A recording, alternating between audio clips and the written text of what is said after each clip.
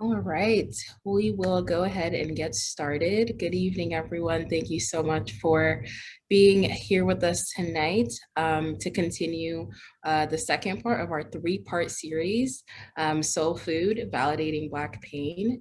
Tonight, we'll be looking specifically at navigating workplace tensions during the pandemic and practicing self-care. So my name is Sanji, I'm an outreach crisis counselor with MassSupport. Oh, Joanne, you're muted. Sorry, Zoom difficulties. Hi, everyone. My name is Joanne Edward, and I am a licensed mental health counselor, and I'm also an outreach counselor from MassSupport.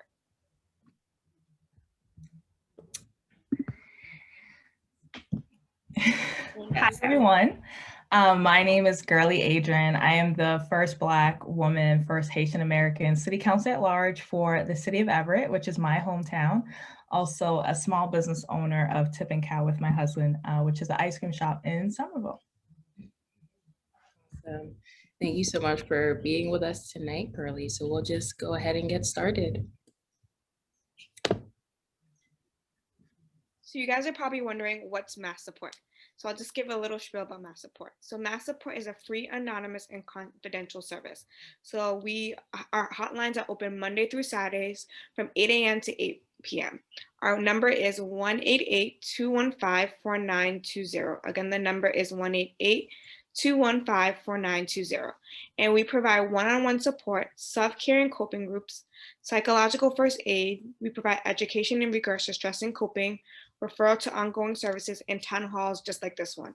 And again, MassSupport is free, anonymous, and it's also confidential. And we've been here since the pandemic. So we've been trying to help people cope and navigate lives with the new things that are going on in regards to the pandemic that started a year ago. And again, our number is 1-888-215-4920. If calling is not your thing, you can always email us as well at masssupport.org. Again, the number, we're open from 8 a.m. to 8 p.m. Monday through Saturday, so you can give us a call at that time. Callers can leave a voicemail or they can send an email.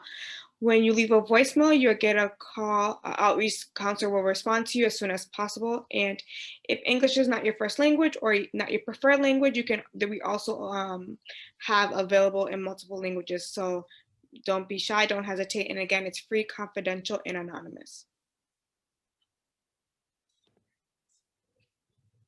All right. Well, thank you again, everyone, for being here with us tonight and taking some time to go deeper in our discussion from our first series, where we take a look at self-care, but we integrate it into a conversation about how we can navigate workplace tensions, especially during the pandemic.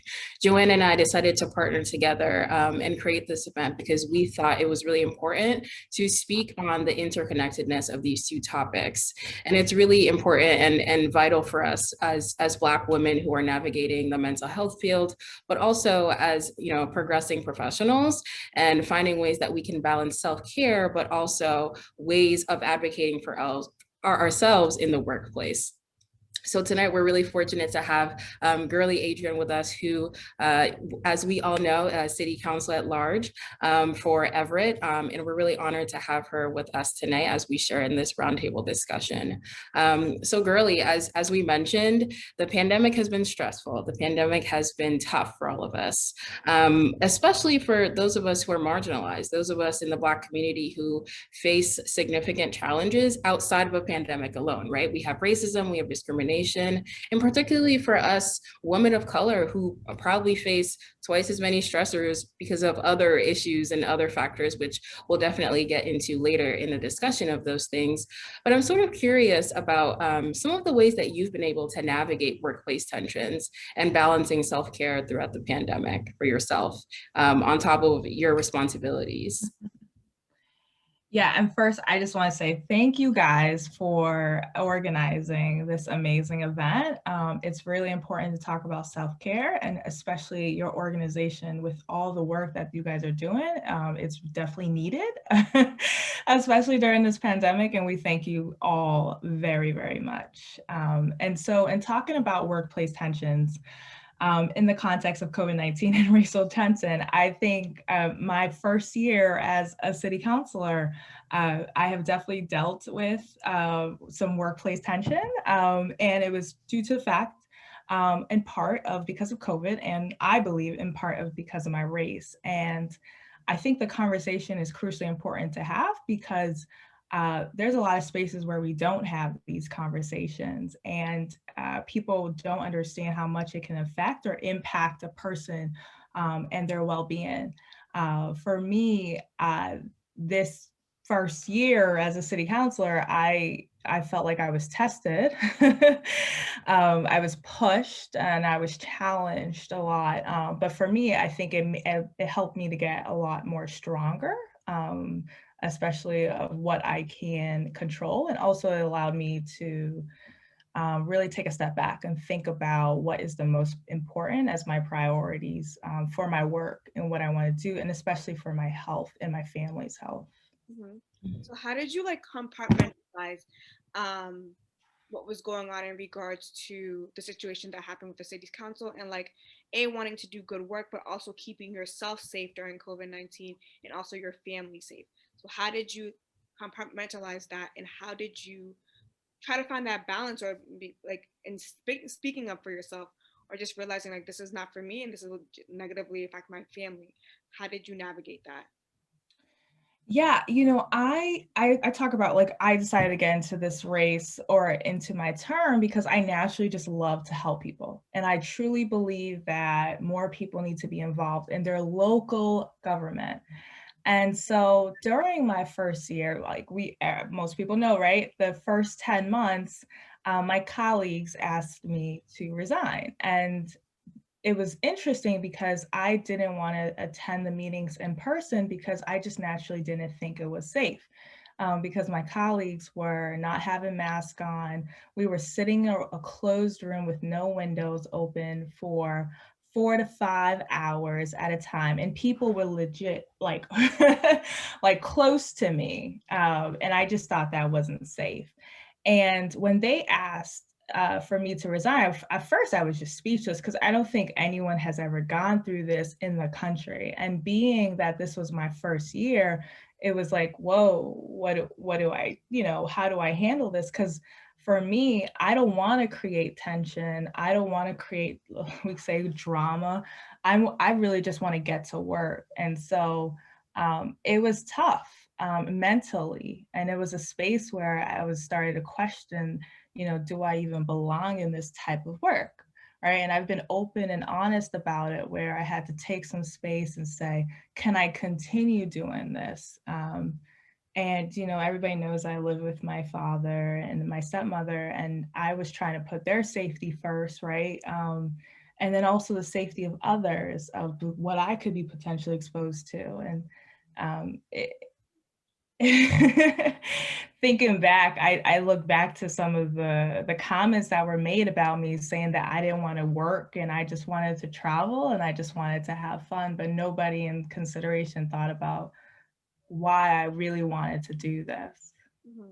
And then as a Black woman, that the negative connotations and the stereotypes about us, do you think, did that play a role in like what you thought about, like maybe I could, just suck it up and like go, or like maybe I am in the wrong? Because like I know like for a lot of Black women, we second guess ourselves when we speak up for ourselves, because we're like we're told and we're made to feel that we're wrong by asserting our boundaries. So did that ever affect you or sway your thoughts? Yeah, so I will tell you guys this, right? So I got into this role to speak out, to speak up and be loud about it, and to stand up for individuals who felt like they didn't have a voice, right? That was my whole slogan. So at a time where I felt like I couldn't speak up and I couldn't stand up for myself or my family, I felt like I would have been a biggest hypocrite. And I remember actually sitting out, I was talking with my colleagues at work at my full-time job, and we were talking about being pushed into situations that we weren't comfortable in. And I felt like this, the city council was doing that to me purposely to me, right? I do believe that while my other colleagues have been sick, have been noted not feeling well, have not attended meetings. They would cancel. They would make adjustments for them. But for me, it was a big uproar. And that's when I really realized that it wasn't naturally about COVID or about me not wanting to work. It was just naturally just how do they feel about me, and particularly this strong Black woman. Because they used those words. They called me aggressive. They said my ideas are too bold, right? So they used those labels on me. And we know those labels are categorized for Black women. And so I was super surprised about it and shocked, because I've seen the difference in treatment that my colleagues would get for the same situation. And I just thought that was really unfair. But it goes back to, if I tell my constituents and my residents and my family and my friends to never be afraid to speak up, to stand up for yourself, and I couldn't do it, I was just like, well, what am I doing? Why am I doing this work? And so for me, I felt like I had to speak up. I had to stand up. And I remember my colleagues were saying, girlie, this isn't about you. This is about everybody else who has concerns and who's afraid to voice up. And so, of course, I was nervous about what they were going to do or what they were going to say, because I every week I'm always trying to figure out what's their plan this week to try to upset me. But for me, again, I thought it made me stronger as well. I think it helped gain more respect from my residents, constituents, to know that I will always have your back and I'm not afraid to speak up. And then absolutely. And then when you touched upon how you were labeled those things that were like Black women are usually aggressive, bold, attitude, sassy, like what did that do with like your self-esteem, if it affected it at all? Like how did that affect your soul, like you as a human being? Yeah, I think just as naturally as a woman, right? In a workplace that's dominated by male, right? And for me, white males, sometimes I do take a step back and I question, am I making the best decision? Was this the smartest decision? Was this a decision that could have caused less tension?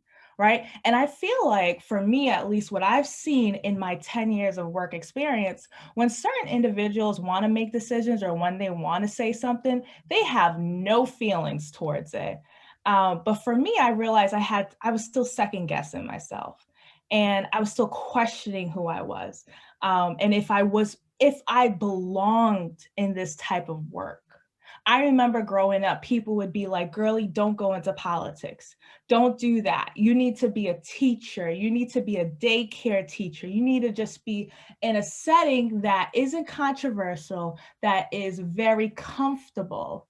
And I said, why? Why? I love to be challenged every single day. That's just naturally who I am. And so being in these situations with my colleagues, I am definitely being challenged. I'm sometimes second guessing myself, but I know at the end of the day, there are lots of residents and people who are even outside of Everett who support and stand by me. And so that honestly kept me encouraged and kept me going. And just knowing that I got into this to make real changes, and it's not going to be easy. And there's going to be a lot of people who are going to tell me no. There's going to be a lot of people who's going to try to push me out of the way.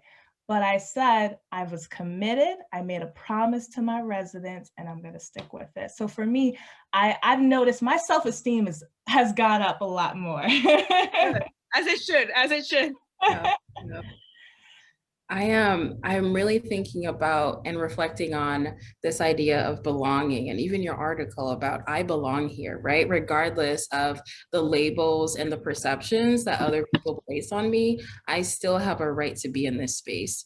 And I'm curious about, your ability to impact change due to, your title as councilwoman, right? You can advocate for so many people, and so many people might even see you as a role model, right? Like the first Black Haitian, councilwoman, like this is awesome, this is remarkable.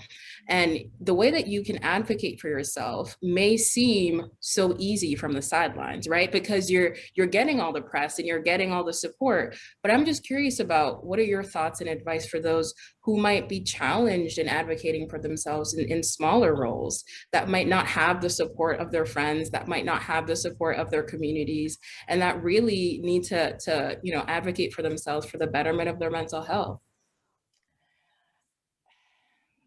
Great question, right? Because I will say this, right? I'm truly blessed. I believe I have at least like 8 best friends, and they're in different spaces in my life, right? I have like a couple of best friends I literally text every single day, and I tell them about my stresses, and they are just amazing encouragers, right? I do have my husband who is such a strong supporter, and I know some people just don't have that. And so I will always say, in spaces of meditation, and for me it's prayer, right, and listening to music and just trying to encourage yourself. And I talk about this, like I do affirmations every morning, to really help put my mind space in a positive way every single day.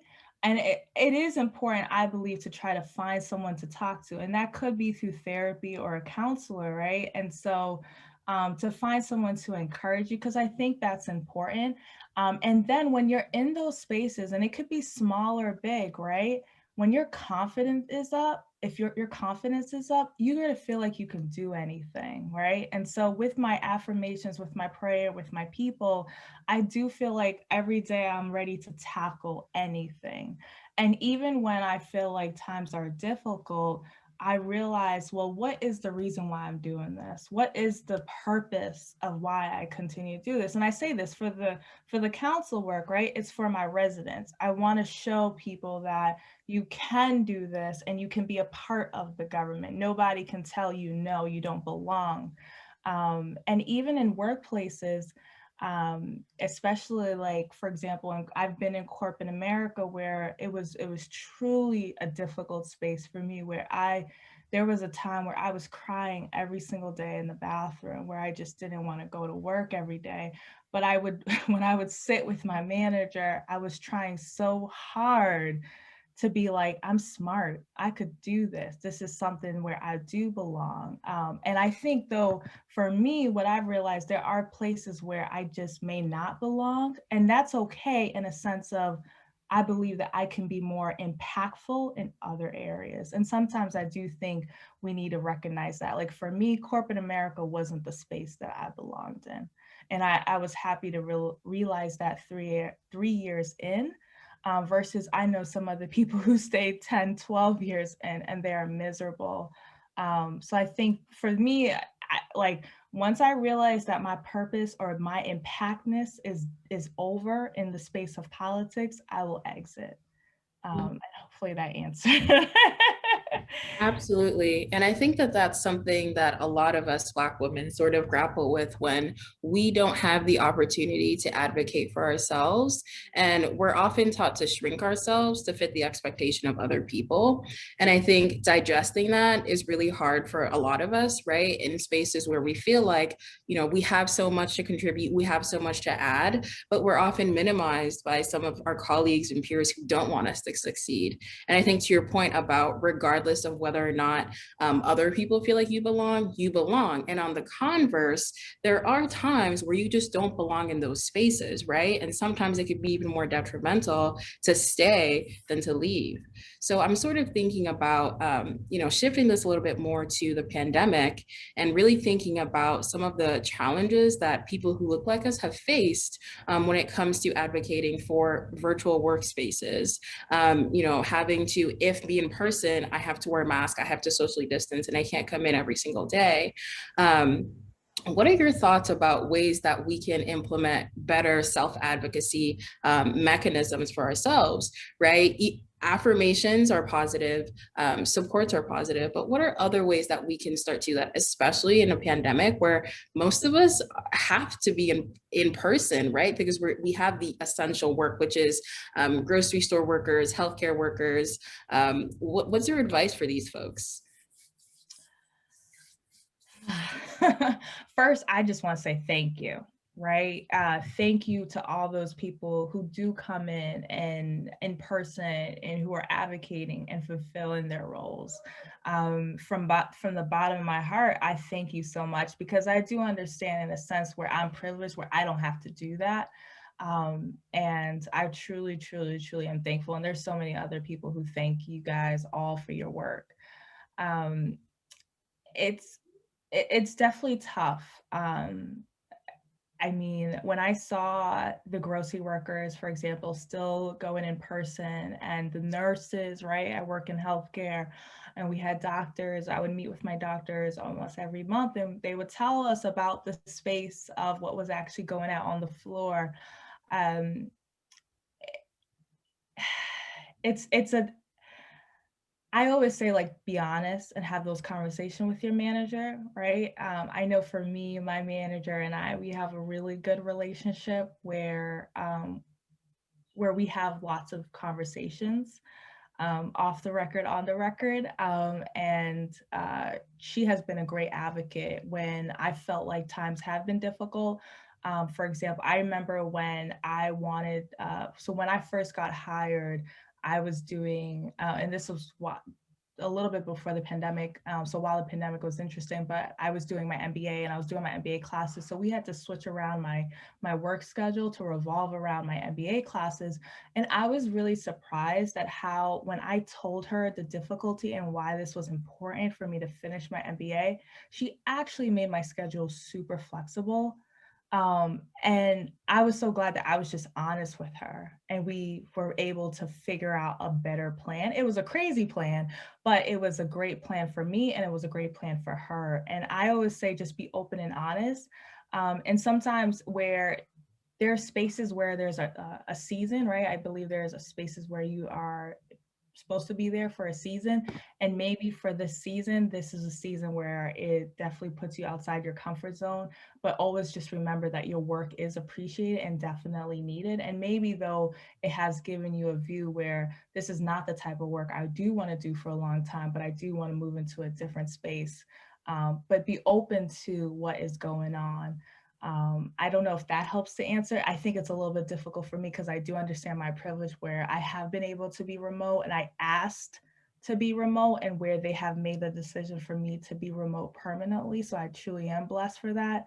But I want to acknowledge, I do thank everybody who does have to come in person. I don't know if that was the best answer. Mhm. Yeah. Yeah. We have a question from FB Live. I don't know if we want to wait to have our questions later on or continue on to the conversation. We can pose this question here for Girly. We have a question here that says, how do you deal with the ridiculousness that goes on in Everett, like the deleted tape of the council meeting that you were attacked at and many others were attacked at, against you from Mayor DeMaria, and that's from Facebook. Yeah, I think like I told you guys, right? I do my affirmations, I do a lot of prayer, I listen to a lot of music. And I just, again, I just go back full circle, like, why am I doing this? What am I trying to achieve and how I'm going to do it? And so I'm trying to stay the course. Um, those, I will say those first 10 months were really difficult. I've never felt like in a space where people weren't open to even just having a conversation with me. I think it was tough mentally, because I tell people all the time, like, I've never cursed, I never got into a fight. I've always been that positive person, and so to have this so much tension with my colleagues, it was new, it was different, and it was tough, especially during a pandemic when we were supposed to be caring about each other and making sure we're okay. But you know, I've gotten a lot of support and a lot of encouragement from people inside of Everett and outside of Everett, and I'm just so thankful for it. And it just definitely has encouraged me to keep going. But then how do you take care of yourself with all those, like, the attacks, right? And I'm assuming continual of, like, maybe as not as blatant as it was 10 months ago, but like still continual digs, right? How do you take care? Yeah, sorry. I was just thinking because I there are still I'm assuming yes, because I know, like, you're a Black woman in power and people Mhm. like that. And if we're just gonna be frank, and you're young and you're a Black woman, so people are still gonna be upset about that. It doesn't matter, like, whatever happened 10 months ago, it still might be lingering. Right.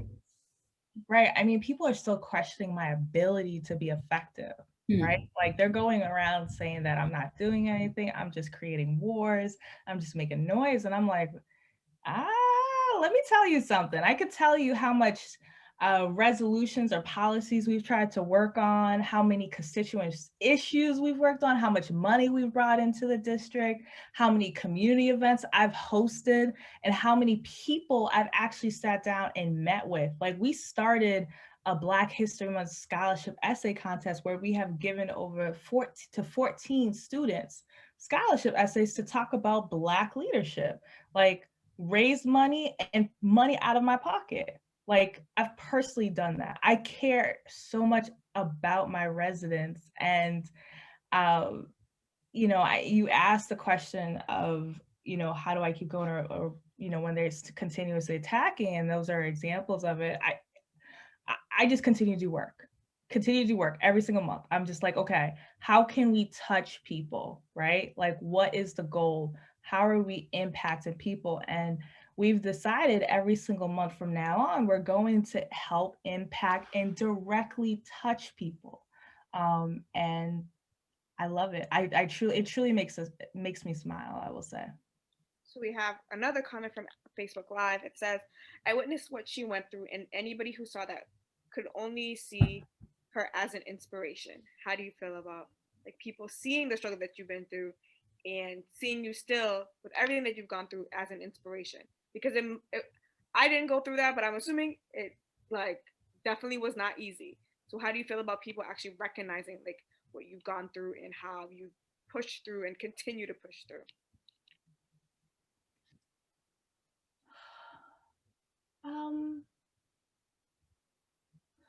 I think something that I don't think we've noticed this a lot. I think maybe with AOC, we've noticed this, like the transparency and being open and honest. So I think I've tried to do that a lot on my social media and just let people know, like, hey, this is what's happening, right? And some people could say, well, you're exaggerating or you're lying, but a lot of people, the majority, are like, oh, we're standing behind you, we're supporting you, and you're doing something different. And I love that. I think my Facebook and my social media is one of the most active in the city, but it's a testament of how I believe people should be involved. And I think mentally, when I see positive comments, it makes me smile. When I see negative comments, I'm like, question, why is this going on? But again, I always tell people I'm a human being. I'm a human being just like everybody else. And I'm just trying to get through the day every single day and make sure that I'm helping as many people as I can. Okay, and that question was from Stephen Fitzgerald. He actually asked the two previous questions. Mm-hmm. So we have a next question, and the name is JP Becta. I'm sorry if I'm butchering your name. The question is, do you feel the lack of responsiveness to you is more about you being a Black woman, a Haitian American woman, or what? That's a great question. It's a loaded question, but a great question. Yeah, I've questioned myself on this on two folds, right? Ever since I've entered into Everett politics, I've noticed I'll say the unfair treatment that I've received versus other people, right? I talk about this all the time. Am I the only Black? Yeah, right? Is it obvious that my personality and how I want to do things is different than others? Yes, right? So it could be my personality, it could be my race, and it could be that, which I truly believe, Everett is a changing city. Mm-hmm. The power is shifting, right? And I have learned in my MBA classes and as well as my graduate education classes that when a group of people feel threatened or when they feel like their power is being taken away where they do not have control, what do? They're trying to attack or push away, right? And so what am I doing? I'm shifting things, right? I'm changing things. You're pivoting the norm. You're pivoting the norm, because I actually grew up in Everett, and in the 90s, we were the only Black family on the street. So you're pivoting something and you're changing something, and people don't like change when it's not what they're used to. Yeah. Exactly. So I think a lot of it has to do with that. And, Everett is a majority minority. It has been recognized that we have changed. It's not just the Italian and the Irish that it used to be 50, 60, 40 years ago, right? And I believe they're losing their power. You're doing a great job doing it. Thank you. I really love this idea of sort of shifting the change and shifting the narrative. And I think that is so true for just our identities as Black women. I think when we deviate from loud, aggressive, too much, wait a minute, nope, she's what? No, girly, she's always smiling. She's loud right now. She was yelling at me, right? And I think when people start to change our story for us and they start to rewrite a narrative that is not at all who we actually are, they expect us to, lash out, but we don't, right? We actually do the complete opposite, and we sort of retract it a little bit. So one of the things I've always wondered, Girly, is sort of the way that you navigate not only just a white space, but your multiple identities as a woman, as a Black woman, and a Haitian American woman in your position, right? I think you get a lot of stereotypes across all those different identities. And I'm sort of wondering what that is like for you on a day-to-day basis and how you incorporate it into your work, but not let it hinder your ability to produce quality work. Well, I will first tell you guys, I am proud to be a Black woman, right? And I will wear that on my face, on my shoulder, on my heart every single day, right? Like I say it all the time, right? And they'll say, oh, Girly's using the race card. No, let me tell you something. I am proud to be a Black woman. And then I'm proud to be a Haitian American, right? I feel like Haitians have such a negative stigma all the time, right? And I'm like, so I always tell people, nope, I'm Haitian American. They'll be like, really? Yes, I am. My mom, my dad immigrated from Haiti in the 1980s. I was born in 1989, and I am there. I always say I'm the product of their American dream. So I stand here proud. And that's just who I am, right? I don't think I have to hide that. I don't think I have to shy away from it. Especially in a commonwealth like Massachusetts, I've lived in Philly, I've lived in New York, I go to DC and Atlanta all the time, and they just be themselves. They have no shame. And it's like, you come over here and people are like, oh, why you gotta talk about being Black, or why you gotta, and I'm like, why not? And so I always say it's a part of who I am. Like, even at work, I'm always the person advocating or having these tough conversations that people don't want to have, but I love it. Like, I'm just like, this is just me, and this is who I am. And so, like my brother, my brother makes a joke about how, I like to watch a lot of, I support a lot of Black or Latino businesses or movies or etc. And I stand proud of it. I just really do. So that's just who I am. And that's not to say that I don't support everybody. I just feel like I just want to be proud about who we are and what we have gone through and the successes that we continue to build. I feel like media portrays, especially Black women, sometimes in the most negative light. And it just, if I walk around grumpy or with the attitude, that's just not who I am, right? So. But even if you did walk around grumpy, right, we're allowed to be upset. We're allowed to not have a good day. So just like that as an aside, we have a question and a comment. The question is from Basil. As a politician, what is the role of government in addressing the mistreatment of Black women in workplace, and how it spreads in the abuse? Is there another pandemic within the pandemic? Very loaded question. Sorry, these questions are loaded, but it's good. No, I will tell you that for me, how I saw this was that I can't be the only one at the table, right? I can't. I'm not going to be able to get really what I want done. I got to bring more people with me. And that, I will say, That's how I feel like I'm going to address this. And that's my goal, right? This year, I'm hoping with the elections is to bring people with me, because I truly believe that I should not be the only one at the table. I know there's this thing about competition and women feel like, I have to be the only one. That's not me. I want more people with me. I always say this, let's share it. There is so much in this world. We can all just share it. And so, as much as they're going to attack or abuse or say or try to, I always say, exclude me from things, I just keep trucking on, and I'm just trying to figure out a different strategy on how we can win. And so for me, I'm going to figure out how to bring more people at the table. And I may not be able to do it in Everett as much as I would want, but I could do it in other cities. I meet with candidates every single week talking about run for office, and it gets me excited. I get so excited because I'm just like, yes, we need more people at the table. Mm-hmm.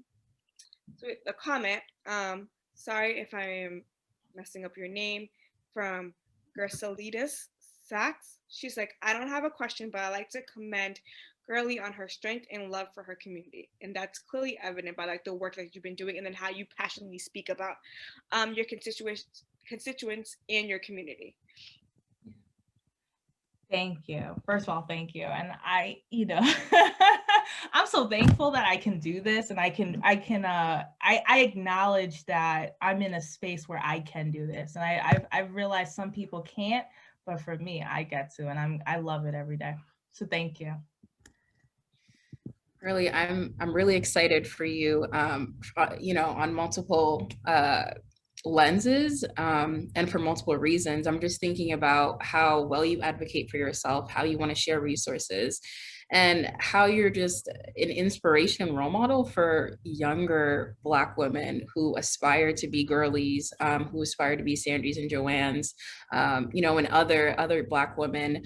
And I'm excited for the change in your community. It's evident that not only do you love, but you have intentional goals about your community, right? And I think a lot of that comes from your own experience and also channeling what you want to see in the community. So I want to say, one, I am really excited for you, and also excited for these young Black women who are looking at you and really excited to be you one day.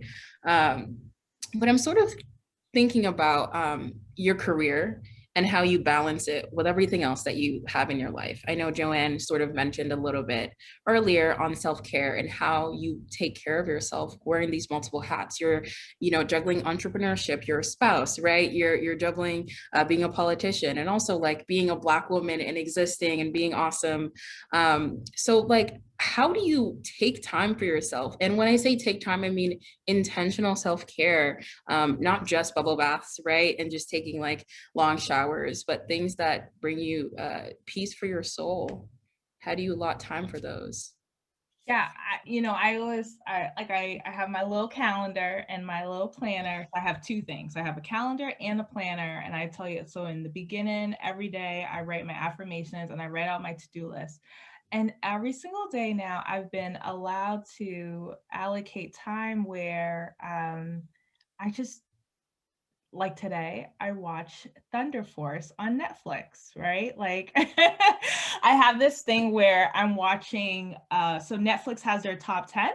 I am watching at least the top 5 new ones to really imagine and see, different types of medias to watch. And that's exciting. I've definitely been watching some cool things, and it's been relaxing. And I do that every single day. I'll be honest, every single day.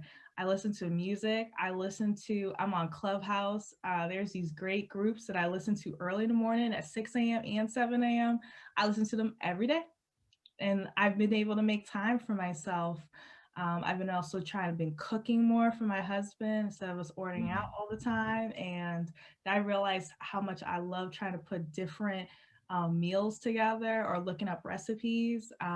It's been great and relaxing, and I do find time to do it.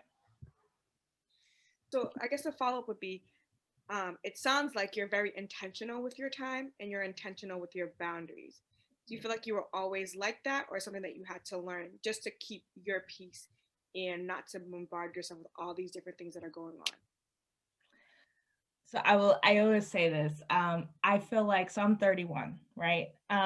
So I felt like my 20s were my trial period, where I got to kind of figure out what I liked and what I don't like. And what I realized what I don't like is a 9 to 5 job. That for me was just not something that fit with my personality and what I wanted to do in life. And so I was blessed enough to find an opportunity that allowed me to be flexible with my schedule. So that was great. I got to do what I love, which I love working on budgets and finance. I love that. And I got to do the council work, right? My part-time, it's a part-time job, which I feel like is a full-time, but I still get to help my constituents, and I get to be creative in what I want to do as my role as a city councilor. And then with our ice cream shop, with my husband and I, we've been able to have some amazing employees. And the space allows it where a lot of the work we did was early on. We've had the space for 3 years now. And so we've been able to grow it and be more comfortable in the processes. So I guess, yes, I am intentional, but I realized that understanding and accepting what I wanted for my life. And I felt like my 30s, that's what I'm doing. And I'm hoping that my 40s, I'll be able to relax a lot more and go to the beach and read. But yes, I'm definitely intentional. I'm definitely a planner. And I've just been able to accept what I truly, truly want in life. And right now, those are my three. Awesome. So we have a question, and I think it could be for all of us. It's from JP Becta. It says, do you have any tips on how to sort out what your self-care things are? And I think I can start off by like saying that self-care is not a one size fits all, and it's can be, for example, my self-care could be getting my nails done, and that's part of my thing. I never miss a nail appointment. I always have to get my nails done, right? But that cannot be something self-care for somebody else. So I think you have to kind of try to figure out what works for you and what makes you feel like, okay, I'm setting and carving this time out for myself and nobody can disrupt that. And for me, that is my nail appointments. I'll drive far for them, I'll get them done, and that's my form of self-care. So I think it's also like trying to figure out what works for you. What do you guys think? Yeah, I mean, I would echo some of the things that you said, Joanne. I think for me, self-care has always been something that it's something I'm still learning, right? If I'm being transparent. I grew up with the notion that if you're not doing anything, you're not being productive. And so when I'm not doing anything, I feel like I'm not being productive. And that includes self-care. So I'm still working towards setting intentional time to carve out for myself. You know, I have a great colleague that always asks, what are you going to do to take care of yourself this week? And every week it's crickets because I'm like, I don't know. Right. And we sort of have to like generate ideas. Could you go for a walk? Could you, bake some cookies? Could you make some chocolate banana oatmeal pancakes? Like whatever it is that you need to do to help you relax, but also release is something that you need to engage in. So I'm still figuring it out, but it changes from time to time. And like Joanne said, it's not a one size fits all, right? Every single person has their own model. Right now, for me, it's because the weather is getting nice out, taking longer walks and also doing lots and lots of yoga. I find a lot of connection when I do yoga and it's really important to me. So like that, those are my two self-cares, but I'm still exploring what works for me and what gives me that sense of peace and release. What about you, girly? Yeah, I think mine is just being able to watch TV and movies, and that just makes me smile now. So Yeah, that's This is not a question, but I'm just coming up with this question to ask you guys in regards to self-care. Somebody said, Nikki said, girly, your ice cream has been part of my self-care during the thanks for nurturing our communities in so many ways. So I've never been to your ice cream spot, but I would love to because I'm obsessed with ice cream. But I was gonna say to you guys, ask you guys, in regards to self-care, have you found it to be sometimes that like it's daunting to like, I gotta think of an idea. I know, girl, you said it's like movies, but before it was movies and watching your shows, did you ever find it like it's daunting of like, I don't even know? Like I think Sanji, you talked about it, but like did you ever have that issue? Yeah, for me it was, I will be honest, before the pandemic, I don't think I ever really spent the time to relax or do anything. I felt like I was just all over the place. just what, for me, I felt like I was mentally a mess. And I didn't find time to watch TV or it's, yeah, I didn't find any time to do that at all. Yeah, see, my problem is I thrive in the chaos. So I love when I have a million assignments for classes and I have a lot going on at work, right? And I'm just like, go, go, going. And I'm like, ooh, you're going to get it all done. It's going to be great.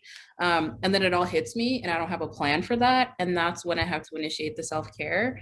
And that's when it becomes really challenging. And I sort of like avoid it and put it off and just keep doing work. Like Girly was saying, just, avoid self-care with doing more work because I don't really know how to set intentional goals for myself. So for me, it is daunting, but I'm making progress. I have another question from Basil. It says, many women in my immigrant community quit working because work-related trauma / PTSD was too overwhelming. What would you advise them to do? And I guess not, it can just not just be for girl, it can be for all of us. Does anybody have any thoughts about that question? Whew. This is a good one. That's a good one. I can kind of talk about it. So my aunt, she worked at a nursing home and that like she's always worked at a nursing home, but like during the height of COVID, they weren't giving like PPE, and she's in her 50s, late 50s, 60s, and she's diabetic. So she felt like it wasn't safe. So she actually ended up quitting her job like in April of last year because she felt like, and her husband was able to like take care of the bills, and she had that privilege where she could quit her job because she felt like it was just too much. Like her health wasn't being a priority and that they didn't really care because they were making them like, at the height of COVID, like reusing masks where there wasn't enough masks and like just like a lot of things were happening specifically in nursing homes.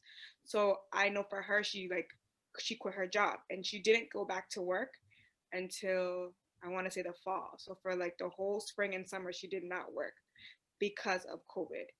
I don't know if you guys have heard any other experiences of like quitting your job, but and what do you guys advise?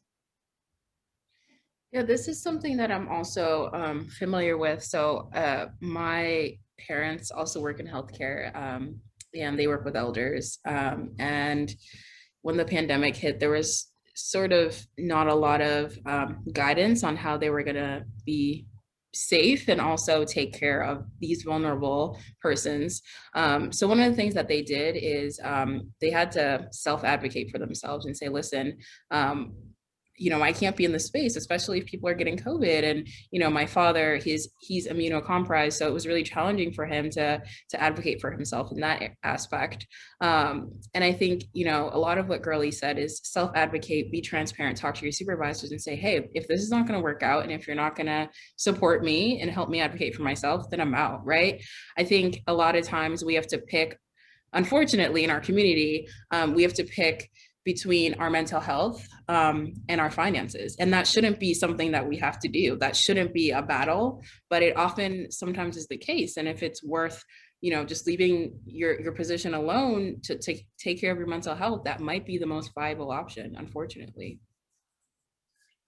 Yeah, I totally agree. I'm like the queen of if it doesn't work out for how I will leave, and my best friends definitely know that.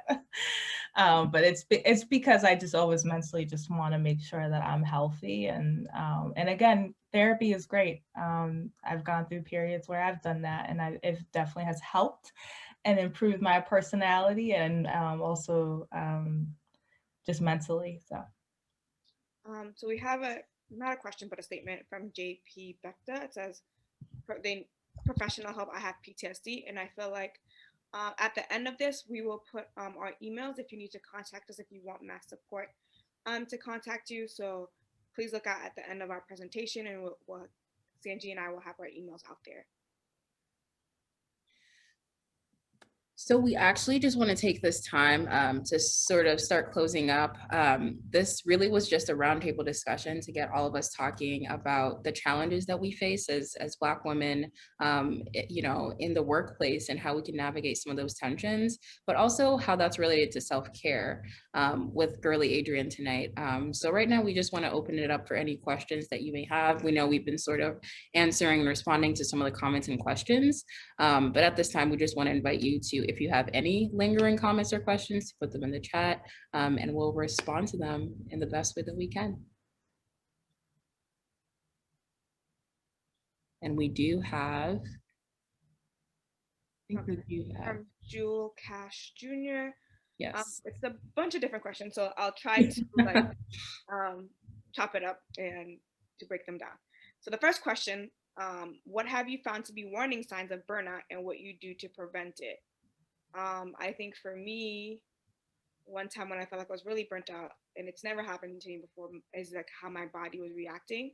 I had my eyes started twitching a lot, and that's never happened. And it's like just uncontrollably twitching. So for me, I was like, I need to listen to my body.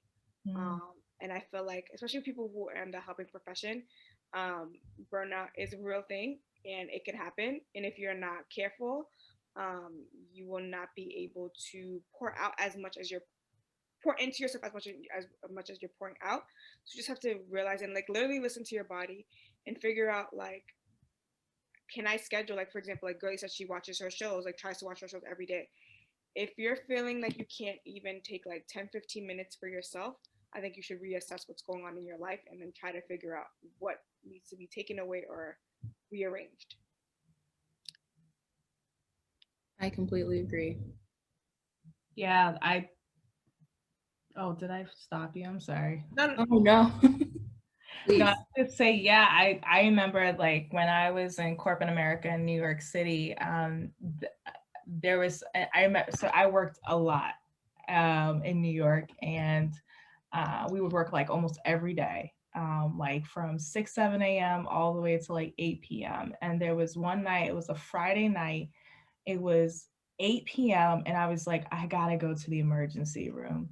And I took the train, I went down, because I lived in downtown Brooklyn at the time. I worked in Manhattan. I took the train, went to the emergency room, and they were like, you have to stay overnight.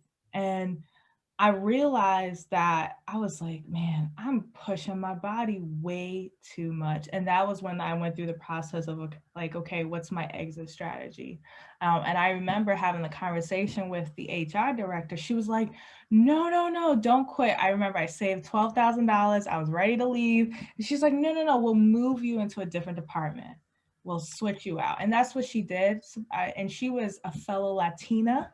So a person of color who's understood, and she moved me into a better, great department. But I was so happy that she was able to do that, because if she didn't, who would have known what would have happened to me? But that night was pretty scary for me, and I had to actually have surgery.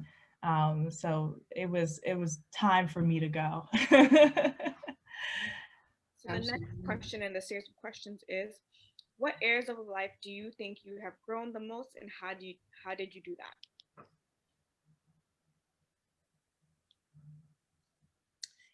I think for me, I can go first on this one. And this is really interesting because today I was actually doing sort of like my evaluation for myself as a student, and just thinking about this past semester and everything. And I'm like, I've grown a lot more than I thought I have. Sometimes we think a lot about areas of future growth and things that we need to do. And we're so hard on ourselves. But then we think about past goals that we had. And then we're like, wow, I actually was able to achieve that.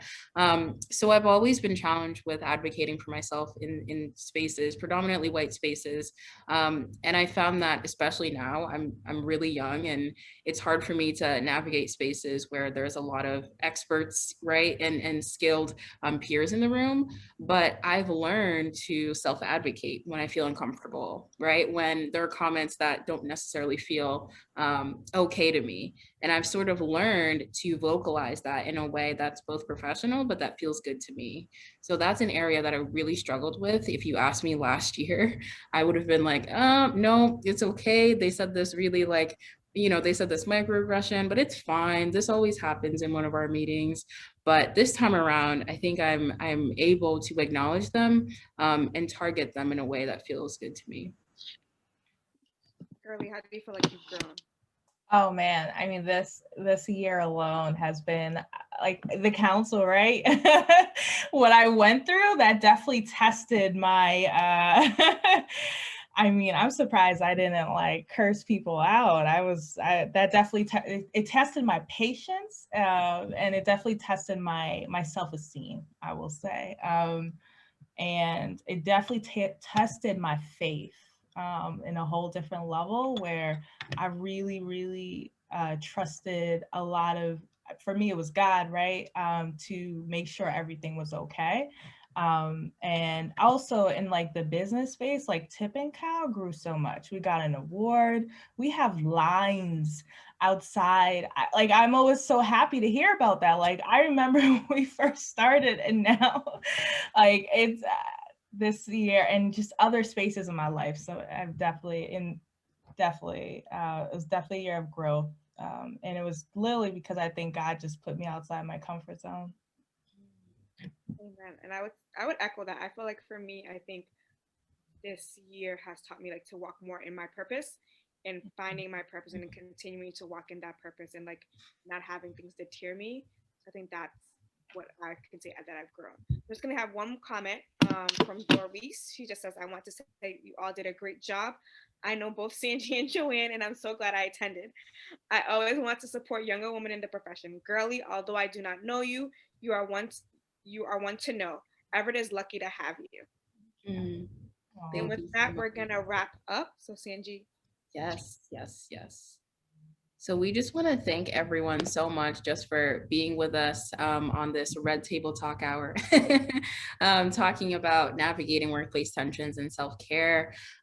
We really appreciate all your comments and just being present. But, you know, I'd be remiss if I didn't thank Girly just for being so transparent, authentic, and raw about her own experiences.